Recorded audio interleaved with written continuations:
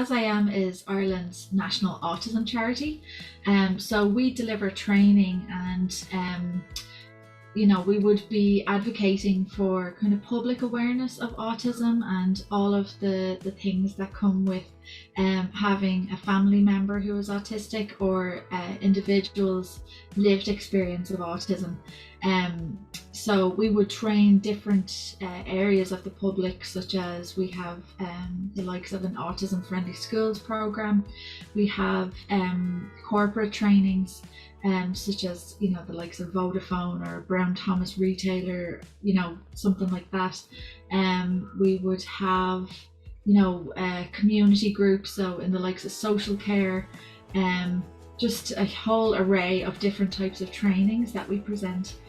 We're kind of branching into now delivering student workshops as well. So there's lots of autism awareness and acceptance and understanding training going on across Ireland at the moment. We're very busy. So we had I suppose we had lots of parents coming to us over the course of the COVID-19 pandemic, reporting kind of losses of skills with their autistic children, teenagers. And what we found was there was a real difficulty in getting children to rejoin, community groups, get back out there really. They just wanted to stay in their bedroom because they'd created new routines, and there was lots of anxiety and kind of just a real struggle to get life back on track. So the Bridge Forward program was kind of born out of that need. We wanted to provide training and a structure, I suppose, for getting back out there into everyday life. Obviously it's the new normal and all of that, so it was trying to find ways that are autism friendly and allowing kind of sports clubs and extracurricular type activities to really embrace autism awareness and acceptance. So we really wanted to there was so many different levels of the project that were really difficult to hone in on, and we wanted to make sure that it was shown for what it was, like the amount of work that actually went into it. And it's difficult when you're so close to a project like that, because you can really get overwhelmed with the amount of information you have. So it was great when we had our first conversation with Heidi, kind of having a look at what we had in place and the information and data that we'd collected, and she had some great ideas about how to showcase it and kind of pull together different case studies and look at it from the ethos, I suppose, that AsIAm try and advocate for.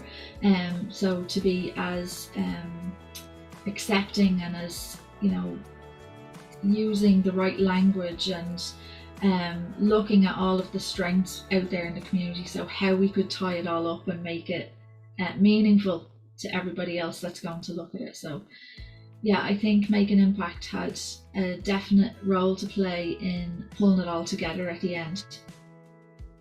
So it's really difficult as the project coordinator to kind of communicate what exactly you're doing on the project.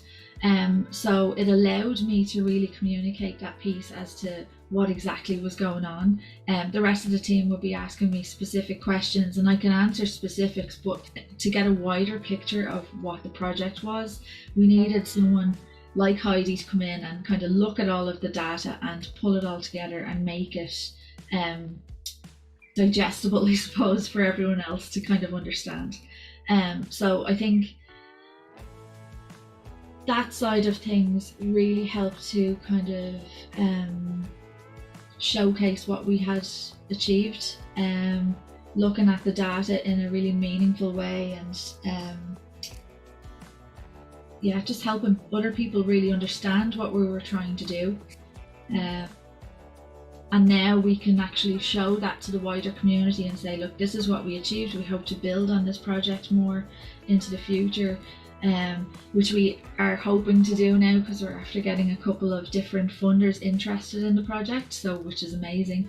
But I think it gave us a massive foundation that we can really run with now. Whereas before it was all kind of chaos, and now it's kind of a bit more concise. Now I think they can see what outcomes are being aimed for. You know, they know what our aims and objectives are for the project, and they can actually go in with some sort of guidelines as to what's expected of them.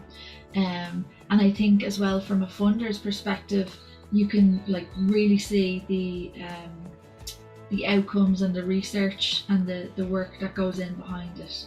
You know, that it is really something that's been well thought out and is practical for everyday sort of work with autistic children. I mean, we hope that we can just scale that autism awareness piece and have people really understand how to meaningfully support children out in their community, regardless of their, you know, neurodivergent tendencies, you know, that might be that might stand out from the crowd a little bit, and that not to be afraid of neurodivergent children coming into their setting, you know, and that they can actually support them, and I suppose to instill a bit of confidence in their knowledge of what it is to be autism friendly. To be fair, there was a lot of the data had been kind of pulled together from different kind of dealings with parents and community leaders and the group facilitators. So we had kind of pulled a lot of information in there.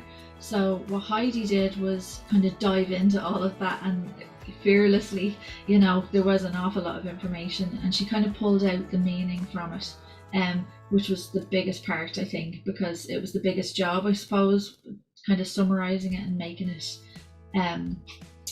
accessible for everyone else, you know. I definitely think that was the biggest thing.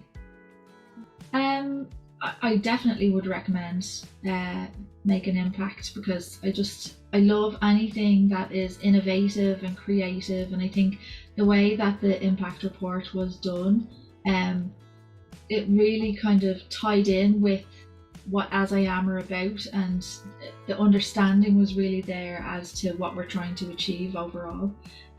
So yeah, if you want someone to be able to showcase your strengths as an organisation, I think Make an Impact are definitely the way to go. I absolutely love the report, the visuals, how colourful it is, the fact that we used our photographs and everything of the actual children, you know, as the workshops took place, and it's just such a nice piece of kind of literature that we can show people. This is what we achieved in 2022 after the COVID-19 pandemic, when the world was falling down, you know. So it's a really nice really nice thing to summarise everything.